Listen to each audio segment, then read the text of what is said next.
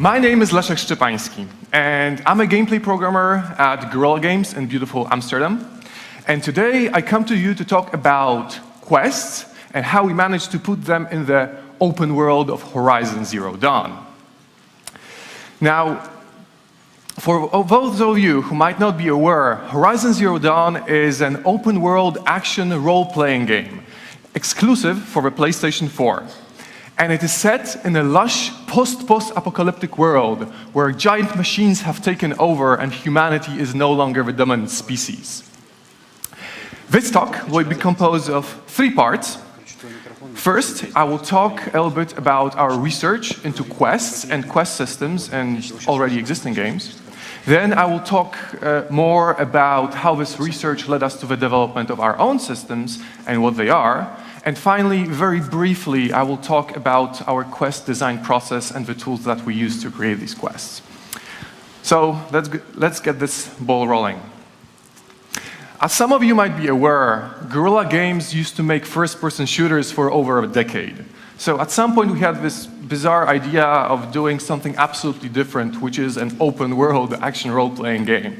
So this is like the biggest difference you can imagine in AAA development. And why is it such a big difference? Why are open-world RPGs so special? Well, first of all, you create worlds, or world instead of levels. So you have this gigantic area which the player can explore, see many things in their own way, at their own pace. You don't direct the player in a specific path. And that means that open-world RPGs are non-linear in nature, meaning the player is given options and is able to approach every problem from multiple angles. And at least that's their expectation. Also, open-world RPGs tend to require a lot of systems. So we have systems which manage NPC factions. We have systems which manage the AI, the quests, the conversations, the physics. And all of them work at the same time on top of each other. And that means that there are many expected interactions between these systems. And because of that, you tend to get emergent gameplay and emergent narratives. But also, open-world RPGs are big. They require a lot of content. They require a lot of work. But they also require you to be smart. So that means that often some of that content is procedural to save on time or make it more interesting. So all that was new to us. And what I'm going to talk to you about is specifically one of the systems that we had to build from scratch, which is our quest system. So what is a quest? As some of you might be aware, there are 2 perspectives from which one can look at video games. One is the narrative perspective, which understands the game as a form of a narrative. Second is the ludic perspective, which understands the game as a set of rules. Now, these tend to be in opposition to each other. However, quests are very interesting because they have been proposed as this way of combining these 2 perspectives into a single unit. And that is partly because to exist, they need both. To illustrate this, I will quote Jeff Howard, who wrote a book specifically about this topic and this relation between the rules and the narrative and quests. And he's a game design lecturer at the Dakota State University. Quests are about action that is meaningful to a player on the level of ideas, personal ambitions, benefit to society, and spiritual authenticity. And the word meaningful is exceptionally important here because it refers also to the concept of meaningful choice, which is a very important idea in good game design. The meaning of quests emerges from strategic actions, but these actions have thematic, narrative, and personal implications. Essentially, through quests, the player interacts with both the rules and the narrative and draws meaning from both of them. So if we were to summarize all that, quests are this place in a role-playing video game where game design, technology, and writing all come together. So let's have a quick look at a structure of a quest. A quest is typically composed of multiple discrete phases or steps. And it also follows this typical structure of having an obvious beginning, middle, and end. Each quest step can be considered a single piece of a greater quest narrative. And often this step is connected with a quest log entry, which informs the player about their progress so far, and also one or multiple objective, which informs the player about their task at hand. And usually, progressing through a quest yields some sort of a reward which has a tangible value in the context of the game. So, if we have a game which story is told mainly through quests, we will need a system which will allow for creation and management of said quests. And how we build that system, how it's structured and how it functions, has far-reaching implications into what kind of stories we can tell and what kind of quests we can build. Now, when building Horizon Zero Dawn, when starting to build, we had nothing of the sort. So we were sort of this tabula rasa, waiting to be filled with designs and ideas. And to fill these gaps in our knowledge, we decided to look at other video games to see how other teams and studios have approached this particular problem. And during the pre-production, during about a year or so, we looked at a lot of different role-playing games, even ones as old as made in the early 80s. And as you could expect, we found multiple different approaches and multiple different implementations. But we also found that all quest systems could be placed, all quest systems had this common denominator, and there were two of them actually which we found. One was that all of them could be placed on a scale which describes how flexible they are and how strictly they define what the quest in the perspective of a specific game actually is.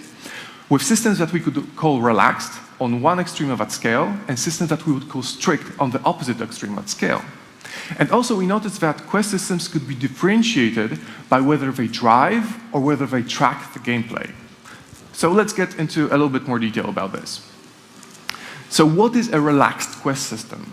Well, at its extreme, it's a no system at all, meaning it doesn't have any centralized way of managing quests and their progression. It doesn't even have a defined concept of a quest. And any logic that exists to drive a gameplay forward is usually implemented by the designers in the scripting language of the game engine used. And as you can imagine, these kind of systems don't put any limitations on us. So in theory, any kind of story can be told. However, this does come at a price. So although we could weave intricate stories that use complex structures, that use sophisticated storytelling techniques, quests like that would also be very complicated and very time-consuming to create. However, there are a lot of games which use systems like that, but these are mostly older RPGs. So we're talking about things like Might and Magic or Wizardry, but also more recently games built on top of the RPG Maker platform, and that is partly because it doesn't support a system like that out of the box. On the opposite extreme of that scale, we have the strict quest system, which is sort of a negative of a relaxed one, meaning it does use a single centralized system for managing our quests and their progression. And a quest has a very strictly, very rigidly defined structure. And also, quests, instead of being scripted out, are built from specific predefined elements that essentially removes the need for scripting. And as you can imagine, such systems do severely limit what kind of quests can be created. However, there is a benefit to that, because these kind of rigid structures do have a very good impact on tempo of development and communication, because everyone in the team has the same set of ideas what a quest is, how it's structured, and how it should function. And also systems like that have been quite successfully used in the past, but mostly by hack-and-slash games, which are mostly known for their mechanical depth rather than their narrative depth. So we're talking about games like Titan Quest or Sacred. Now, nowadays it's actually quite rare to find a game which uses a system that lies on any extreme of that scale. And that is because over time, our audiences have started demanding more content, but also more sophisticated stories. So most of the studios right now try to find this balance between very strict systems and very relaxed systems to strike this perfect balance between story complexity, freedom of expression, but also scalability and development time. Now, another way to differentiate quest systems is whether to differentiate whether they drive or track the gameplay. So what would be a game-driving quest system? Well, it would be a system which controls the flow of a gameplay, meaning it has direct impact on the game state. So essentially, the quest becomes this self-contained unit of gameplay because it can track and it can react to player actions. So the quest itself can, for example, notice that the player has entered an area and react by spawning NPCs on monsters for the player to deal with. And because of that, it can potentially totally replace level scripting in a game. Now, this approach is kind of neat because a quest becomes this self-contained chunk of the game. However, because of that, the world of the game becomes this empty canvas that needs to be filled with quests. And the benefit is that it's actually quite clean to add and remove quests, which is good for patching, prototyping, and iterating. However, not everything can be a quest. So you will still need a different scripting solution for any content which cannot be a quest. And what is a game tracking quest system? It's sort of the exact opposite of a driving one, meaning it follows the gameplay, meaning it doesn't have any direct impact on the game state. And it's up to other systems to look at the quest system and make changes accordingly to that state, or mimic the behavior of a quest system in some cases. Now, in this approach, the quests and the world are totally separate. That means that the world can exist without any quests and function and be playable. And because of that, quests become only this way to organize and visualize the game narrative. And what I forgot to mention, a good example of a game which actually uses a game-driving system, a very strongly driving game quest system, is the Witcher series. On the other hand, a good example of a game which uses a game tracking quest system is, for example, Elder Scrolls Online. Actually, in practice, it's quite difficult to clearly distinguish between driving and tracking systems. And that is because different quests and different parts of the game might benefit from slightly different approaches. However, most of them retain a certain degree of flexibility in this regard. So we also noted that when building a quest system from scratch, it's always to have a very strict focus on what would be your main mode of operation, and then after nailing that, create some wiggle room around that to look for a quest that might need some different approaches. So once we learned all that, we needed to figure out what our quest system would look like, what kind of stories we would like to tell, what kind of tools we would need to be able to tell them. And we came up with these 5 high-level requirements for our quest system. So first of all, common types of quests must be quick and easy to create. And I think that is relatively understandable. I mean, in every game, the content which is most common needs to be the content that is most quickly and most efficiently created. However, in Horizon Zero Dawn, it got this additional meaning to it, because Horizon was supposed to be an open world from the very start. And that means that we required a lot of content. We required a lot of stories to fill this world and make it feel that it's living and breathing. And we were okay with having a lot of relatively simple quests, relatively simple stories, but they still needed to be interesting. Secondly, complex quests must not be complex to create and manage. So although we were okay with having relatively simple content every now and then, we still want to have these grand narratives, these magnificent quests which offer the player multiple choices and memorable challenges and embed themselves in the player imagination forever. So although we were okay with having relatively simple quests every now and then, we didn't want to hinder our ability to create complex ones. Thirdly, focus on non-linearity. So as I mentioned earlier, open world games need to give the player options and choices and ways to approach problems from multiple angles. And we needed our stories to reflect that. We need our stories to reflect the game design, the gameplay design of the game. So we need our quest to be non-linear in nature, and by turn, we need our system to have non-linearity at its very core. It should provide well-defined structures. So at some point during development, we decided for a more stricter system. And that is precisely because of the benefits to tempo of development and improved communication. And finally, it should avoid impacting the game state directly. So at some point during development, we made this philosophical choice of separating the world and the quests so that the world can run on its own and not need many other systems to run. And one of the reasons why we opted for that is that we were building a lot of systems at the same time. So we didn't want to have two competing scripting solutions for the same purpose. That would be kind of problematic, especially if it's built from scratch in a very small period of time. So when looking through all these games, we notice that a lot of them, even the ones which do feature magnificent nonlinear narratives, still construct quests as sequences of steps. However, we wanted to approach it a little bit differently. We wanted to present the player with a probability space instead of a linear script to follow. And we needed some sort of a way to work with our probability space. We needed some sort of a metaphor that would allow us to understand it. And the probability space is quite well represented as a graph. So our first idea was to use graph theory. And for those of you who might not be aware, graph theory is one of these more fundamental branches of mathematics which studies the properties of formal mathematical structures which we call graphs.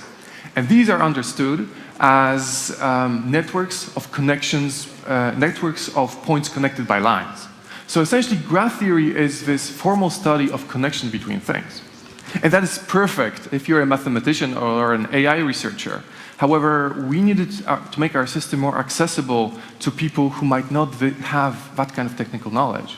So we needed to look somewhere else.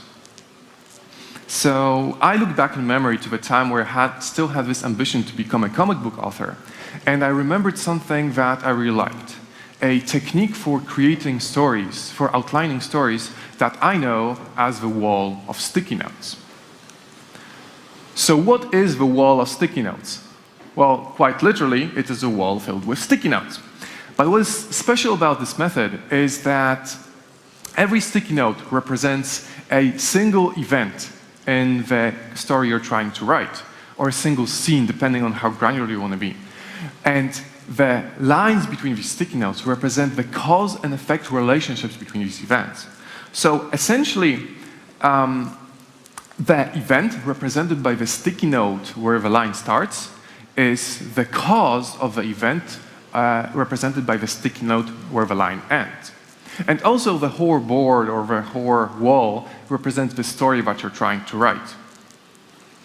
Now, as you can imagine, a single event doesn't need to cause a single other event. It's absolutely allowed to be the cause of multiple, creating this sort of a web of cause and effect relationships between these events. Now, what is cool about this method is that when you sit down and start writing your story, you are working on cause and effect ideas, meaning that it's much less likely for you to have plot holes or continuity errors. So that was a technique which actually I used, I really liked, and I figured it should be actually quite easily understandable for people who are used to work with narratives. So I decided to give it a go and see how we can translate it into a quest system. So how did we translate this wall of sticky notes into our quest system? Well, a quest is represented as a graph of steps. And each step is a scene or a major event in the greater plot of a quest. Initially, only start steps are available to the player, but as the player progresses through a quest, meaning as the player completes these steps, meaning as the player experiences these scenes or events, different part of the quest, different part of the graph, different part of the story open up or close before them. And once the player reaches one of end steps, meaning experiences one of end scenes, the quest will end. However, what is important to realize here is that in the wall of sticky notes method, every sticky note represented an actual scene, something that would end up on the pages of the book that you're trying to write. But we decided to go one level higher. We decided that every node of a graph will represent a possible event, something that might happen given the player input. So I'll show you quickly how that would work in practice. So this is a very simple quest which represents that whole idea. So on the left, you have a start. So this is where the player starts the whole quest. In this case, the player goes into a village, approaches a villager, and the villager asks for help for some horrible menace has infested their fields, and asks the player for help. So once that start step is completed, two options open before the player. So step A, the player can go guns blazing into the field and kill everything that moves. Or the player can talk to the Swarm Queen, find her, and maybe work out some sort of a solution. But what is important to realize here is that these two steps are not mutually exclusive. The player is absolutely allowed to first go into the field, kill everything, and then still go to talk to the Swarm Queen. Or vice versa, go talk to her and then still decide to kill all that moves. These are possibilities, options that are open before the player. So once the player decides to complete step A and kill the insects in the field, step B opens before them. So the option to slay the Swarm Queen is becoming a possibility. Now, here it's a little bit different. As you can see, there's this line, a red line, going from step B to step C. And that means that if the player decides to slay the Swarm Queen, the option to talk to her is removed. It's blocked out from the story, is inaccessible. However, there's no line in the other direction. That means that the player is absolutely allowed to first talk to the Swarm Queen, and then, if they're a douchebag like that, still go and slay her. But whatever the player chooses, the option to end the quest opens up after completing step B or step C. And that means that the player can just go back to a village, get their reward, and finish the quest. Now, all of these, by traveling through this quest graph, the player has multiple ways to progress.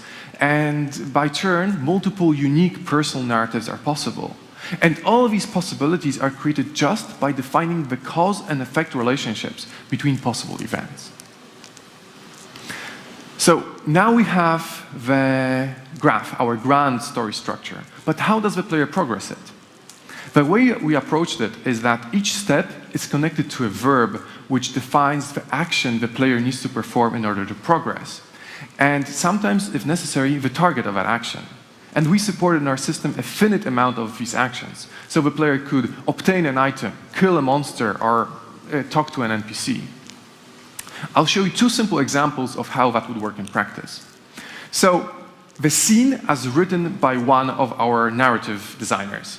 The player, after searching through the rubble, finally finds and picks up the Amulet of Yendor. So in this case, our main verb is pick up. So essentially put it in your inventory. And the object of that action is the Amulet of Yendor. So a game designer, a quest designer, would sit down and translate that into our system. So in this case, they would choose an action from the list, in this case, obtain, put your inventory, and would link it to a game object, a quest object, which is Amulet of Yendor. So once the player takes and puts the Amulet of Yendor in their inventory, the quest will progress. Another very simple example. In the arena, the player defeats all 6 opponents. So the main verb here is defeat, which would translate in our system to kill, and there's 6 opponents. So the designer will sit down, read that scene, choose an action, in this case kill, and link it to game objects, in this case gladiators, because you're fighting in an arena, and there's 6 of them. So that means that after killing the 6th gladiator, the quest will progress. Now, what is important to know here is that the elements I mentioned so far are the fundamental parts of our system. They compose our design and how we envision it to work. However, game development tends to provide developers with surprises. So we needed some ways to tackle quests which would go outside our initial design. Some quests which required very complex, very custom solutions. And the way we approached it is that we allowed the designers to attach specific scripts to 3 parts of the quest system. First of all, we allowed the designer to attach execution scripts.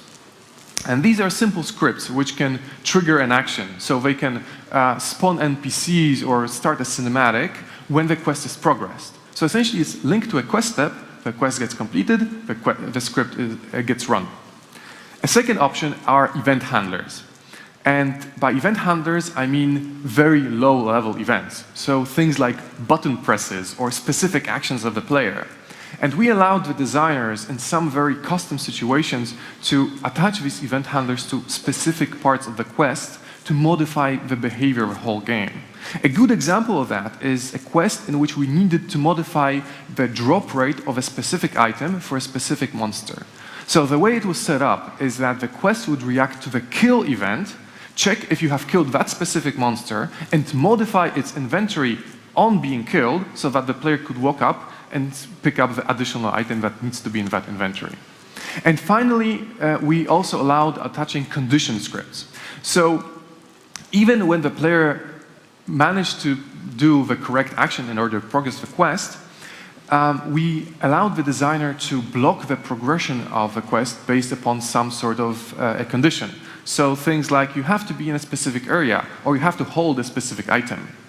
Now, as you might have noticed, the first two solutions break this whole game tracking paradigm. And that was made on purpose. This is our wiggle room that I mentioned earlier. So, to summarize that, quests in Horizon Zero Dawn are built as graph of steps, possible plot points, which are linked together by cause and effect and defined by actions needed to be performed by the player. And the quest system itself is a listener to all other game systems and sits at the top of the whole game. So that's our system. I will now very quickly mention our design process and also show you some tools that we use to make the quest. So the process was relatively simple. The way it would start is that you would have a narrative team, the people who work with game narrative and write down the story of the quest and also specify main plot points. Then the quest team, the people who implement the actual mechanic, would take that outline and flesh out the actual quest steps. Now, what is important to realize here is that this process is very highly iterative. This is not a waterfall model. It's not the 80s anymore. So these teams would communicate very frequently and push back and forth the story outline with quest steps until both were happy. When that happened, one of the quest designers would create the quest information document. And that thing was really important because it contained information about the summary of a quest, its position in the greater story arc, the map, the quest flow itself, any objectives, any related NPCs, robots, factions, resources that the player needs to gather, items that are related to the quest, and also rewards that the player might get. But also, very importantly, it would also outline the requirements for other teams. So if the quest would require a specific feature, like a new robot or some sort of a specific area or a particle effect, that would also be there. Finally, when this document would be written, the implementation would start. And that process is also very highly iterative. So what happens is that the designer sets out to build the quest structure and our quest editor then builds any scripts that are related to that to spawn the monsters, the robots, then also any areas are created. But at the same time, the designers would review each other's quests to make sure that they are playable and fun. Every now and then also our main quest designer would look at it and give feedback, and also QA would look at it and see for bugs. So this process was constant until the release of the game, and actually a little bit after. So let's have a very quick look at the tools that were used to build quests. Actually, I'll show you two of them which were most relevant in this case. So this is our quest editor. And as you can see, there's a graph there which strongly mimics the graph of a quest which I showed you earlier. And yes, that's exactly how we structure the quests and how we visualize them in the tools. And you see these little boxes inside these nodes. And these define things like the actions that the player needs to perform, the scripts that are linked to the game, the steps, but also visual information we would give to the player. So if in the HUD it would show gather 5 flowers, that would also be defined inside that node. Also on the right you have this property view, which essentially every piece of that whole system is highly configurable. So you could define whether an objective is visible in the HUD, if it's completed or if it's failed. You could define what kind of rewards the player gets, and many, many others. Also, what we did is that we created a dedicated quest debugger. So if the designer would start the PlayStation, he or she would be able to link the editor to the machine and have it highlighted in real time, the progress through a quest. So if the designer in this case would play around with the quest and would progress it, it would be reflected in the editor. So steps which would be completed would be highlighted in red, steps which would be blocked out from the story would be highlighted in red, and steps which would be waiting for player action would be highlighted in blue. And also we decided to highlight the connections between these nodes to make it clear what caused what. So completion of what step caused completion or enabling or blocking of what other step. Also, we had some tools in the actual game, which were mostly used in the cases where you didn't have access to the editor. So here we see, oh my God, it's so blurry. But here we see essentially a list of quests with basic information about their state, their complexity, and the rudimentary information about the player progress.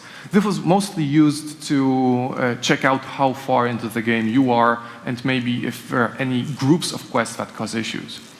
But what is more interesting is this specific thing, which is the quest progression view, which essentially is similar to the editor, but it shows even more detailed information. So we have the outline of a quest as a tree. You have the states of every node listed out, the state of every script you might have attached, and also information about the individual progress of every action.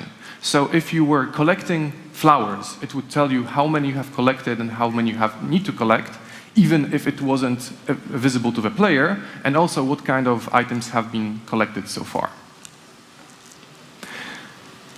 If you're interested about the tools that we use to build Horizon, you might be interested in a talk by my friends Dan Sumaili and Sander van der Steen, who did a talk exactly about the process of creating the tools for Horizon. And it's available at GDC Vault if you're interested, but also at our Guerrilla Games website, which is visible on the slide.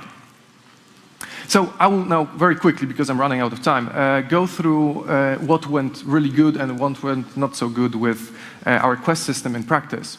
So first of all, the good stuff. So the graph structure did indeed assure that nonlinear quests could be created naturally without any tricks or workarounds. So indeed, nonlinearity was our main mode of operation. And having this limited set of verbs, which defined actions that were required to progress, indeed made it simple to create common types of quests without hindering our ability to create complex ones. Another thing that went really well is that we managed to notice that certain patterns in some quests recur quite frequently. And because we had quite a strict system, it allowed us to automate creation of said quests. And that ended up being the player jobs feature. So we enabled the player to create a quest for themselves for simple things like collecting items to craft an item. But from the perspective of a player, a generated quest, the one which they generate themselves, is no different from a handcrafted one. Now, a very interesting problem that we encountered was the time travel problem. So in a story, once you have a scene or an event, when it happens, it cannot unhappen. Once occurs, it cannot unoccur. The changes to the timeline are permanent. What ends up on the pages of the book is always there. However, during gameplay, that's not always the case. Sometimes, in order to clearly communicate to the player what needs to be done, you need to travel back in time. So a good example of that is when the player needs to perform specific actions in a specific area.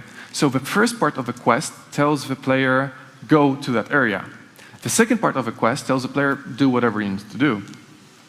Now, when the player reaches that area, the first part, go to that area, is completed. It's done, ticked off. However, once the player decides not to continue and just run off, that second step remains active. So the quest still says, hey, do whatever you need to do in that area, but you're already outside, and you could be on the other end of the world, and that's kind of confusing. So we wanted to have an ability to tell this quest, hey, go back a step, and point back to that area, tell the player to go there, go back in time. But because the system was so deeply rooted in this story writing metaphor, that was not supported. So, to close this up, our system served its purposes quite well. So we created almost 150 quests of various complexity, and that is for a team that never created a quest-based game before. We managed to extend it to support simple player generative fetch quests, meaning these player jobs, but we also need to find ways to improve it. So we need to solve a time travel problem, although just for your information, I managed to solve it last week. Also the list of the verbs didn't sufficiently match our needs. We need to revise it. It was a mess by the end of the project. And also during the postmortem of the whole quest system and quest design, we noticed that we really often broke this game tracking paradigm. So we will need to look at that again and see what we can do to resolve that.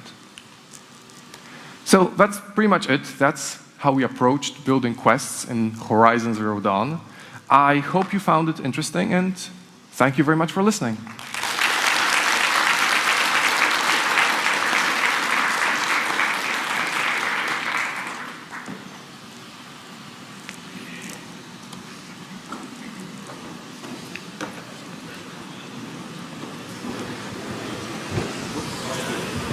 Друзья, не расходимся. У нас на самом деле есть еще 10 минут для того, чтобы задать вопросы.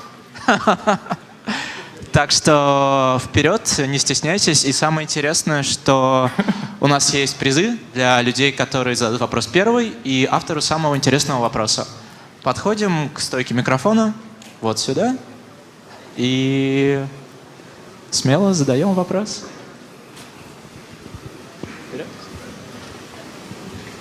Hi.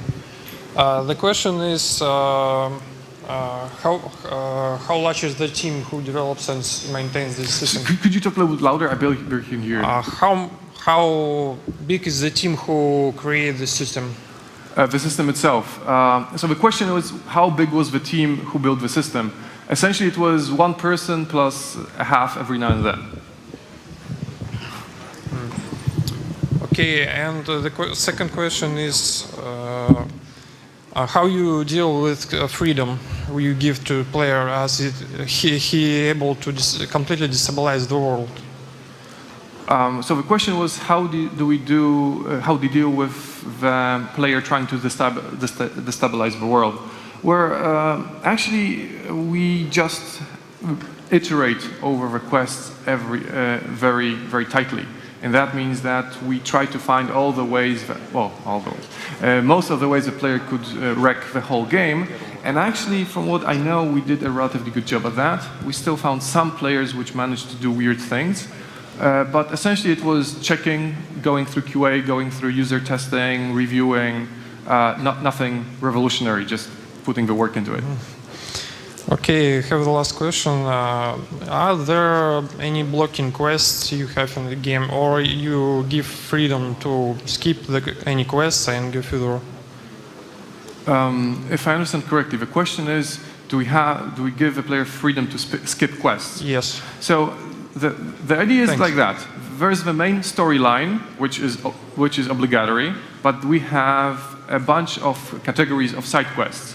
So we have big side quests, we have small side quests, and we have like these very small.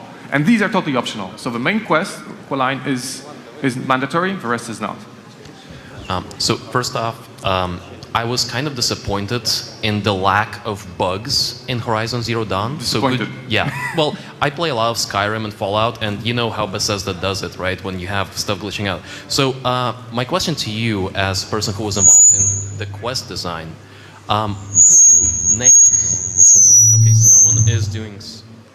could you name any funny story during designing quests that you did not foresee?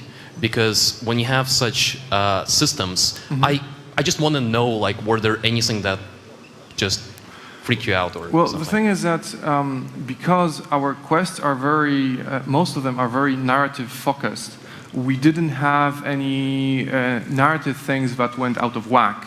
We didn't approach it like, say, Bethesda, when you could kill the main boss just by sneaking through some door.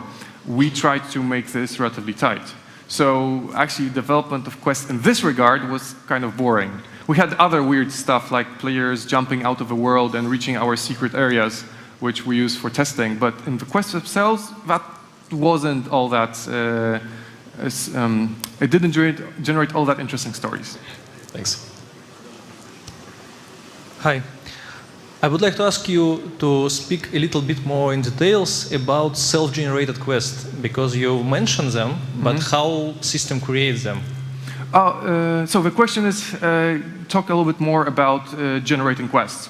So actually, what we did is that we noticed certain patterns. So essentially, there was a lot of quests which were started, gather these items, craft the item, finish, right? So we had this structure already repeating itself a lot. So what we did, we just generate the graph, which follows the structure at runtime, based upon, say, the recipe. So if you have multiple items, there's multiple sections. And then just have a structure, throw it into the system, and it works. So you find these patterns based on testing? Well, yes and no. The thing is that we, first of all, looked at the issues we had with our own game, but also issues we had with other games.